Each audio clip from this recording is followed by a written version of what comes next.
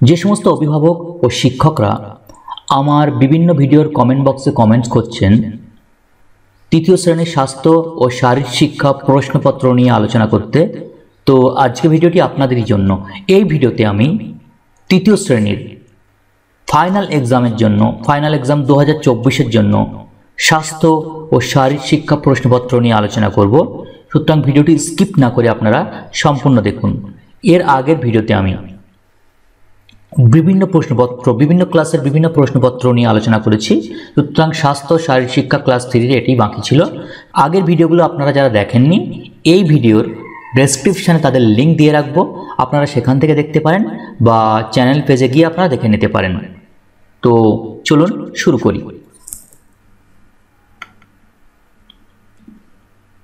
দেখুন, তৃতীয় পর্যায় ক্রমিক মূল্যায়নপত্র 2024 স্বাস্থ্য শারীরিক শিক্ষা তৃতীয় শ্রেণী। 1. নিচের প্রশ্নগুলির উত্তর দাও। ক. 3টি সুঅভ্যাসের কথা লেখো।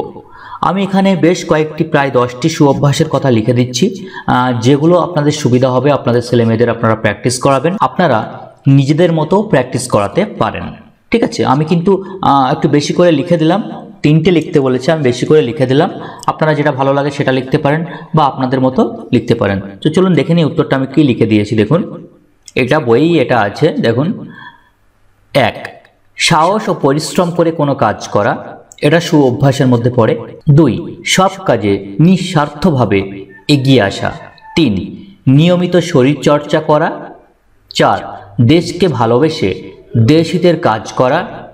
5. স্পষ্ট কথা বলা। 6. শিক্ষক ও গুরুজনদের আদেশ মেনে চলা। 7.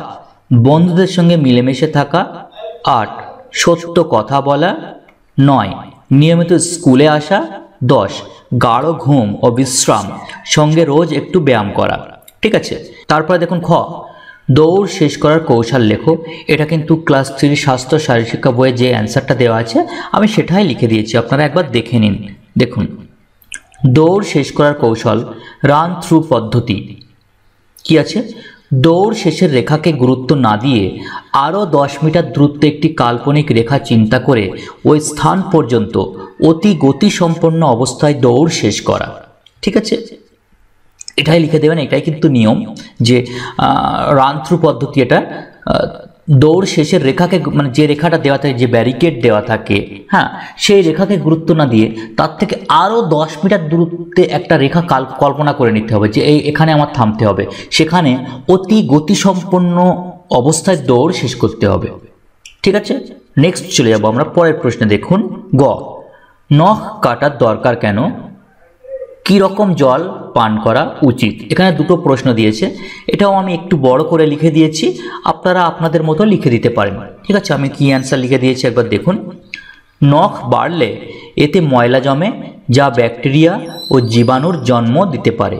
এটি থেকে পেটের রোগ বা ইনফেকশন হওয়ার ঝুঁকি থাকে। পরিষ্কার ও ছোট নখ পরিচ্ছন্ন এবং আকর্ষণীয় দেখায়।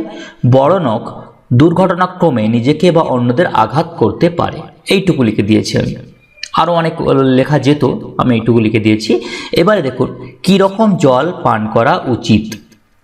কী রকম জল, এটাও আমি উত্তর লিখে দিয়েছি। দেখুন, বিশুদ্ধ ও জীবাণুমুক্ত জল পান করলে রোগ জীবাণু থেকে সুরক্ষা পাওয়া যায়। নলকূপের জল হলে ভালো হয়, তা না হলে জল ফুটিয়ে নিতে হবে। খুব ঠান্ডা বা খুব গরম জল এড়ানো উচিত। স্বাভাবিক তাপমাত্রার জল শরীরের জন্য উপকারী।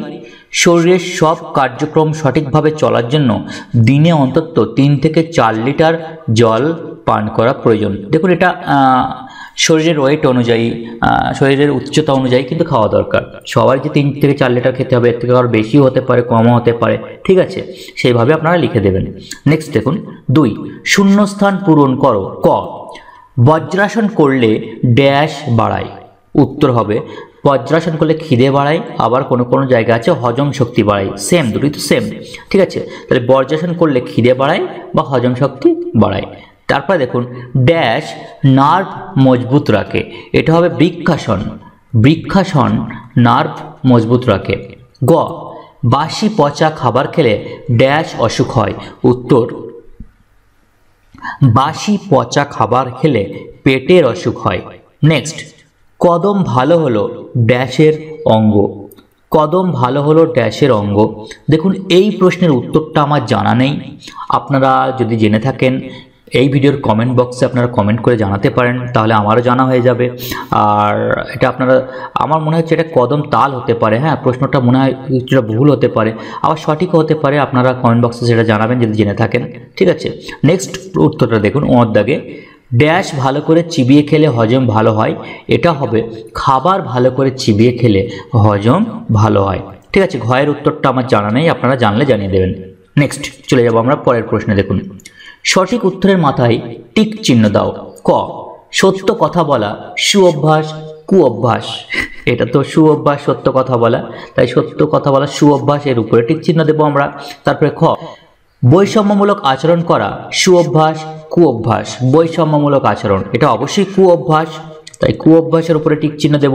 তারপরে খো খো খেলায় ক্রিয়া কৌশলকে প্রধানত দুটি ভাগে ভাগ করা যায়, এটা হবে দুটি ভাগে, তাই দুটির উপরে টিক চিহ্ন দিয়ে দিলাম। ঘ, সৌন্দর্যমূলক ব্যায়ামের জন্য সাধারণত সাবধান বিশ্রাম অবস্থায় দাঁড়াতে হবে, এটা হবে সাবধান অবস্থায় দাঁড়াতে হবে।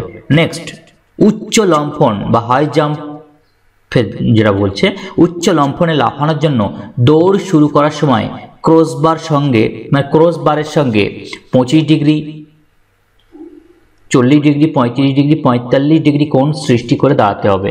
দেখুন এটা বইয়ে অ্যান্সার আছে 25 থেকে 40 ডিগ্রি কোণ সৃষ্টি করে দাঁড়াতে হবে, কিন্তু দেখুন এখানে দুটোই কিন্তু দিয়েছে 25, 40, 35, 45। তো এটা যে কোনো একটা অ্যান্সার মানে 25 বা 40 লিখলে হয়তো হয়ে যাবে, কি আমি জানি না কোন স্কুলের টিচার কীভাবে এটা নেবেন। ঠিক আছে, তো আমার মনে হচ্ছে এটা দুটোই দিলে ঠিক হবে, যেহেতু ওখানে রয়েছে 25 থেকে 40 ডিগ্রি কোণ সৃষ্টি করে দাঁড়াতে হবে। ঠিক আছে, তো আপনারা সেইভাবেই বাচ্চাদের করিয়ে দেবেন। নেক্সট দেখুন, নিচের চিত্রটি রং করো। এখানে একটা চিত্র দেওয়া হচ্ছে, এই চিত্রটি রং করতে হবে। এখানে একটা দেখুন খুব সুন্দর একটা চিত্র দিয়ে এই চিত্রটা রং করতে হবে। আমি একটু ছোট করে দিচ্ছি, আপনারা তাহলে আর ভালো করে দেখতে পাবেন। দেখুন এই চিত্রটা রং করতে হবে, দেখুন এই চিত্রটা রং করতে হবে। তো আজকে ভিডিওটি এই পর্যন্ত।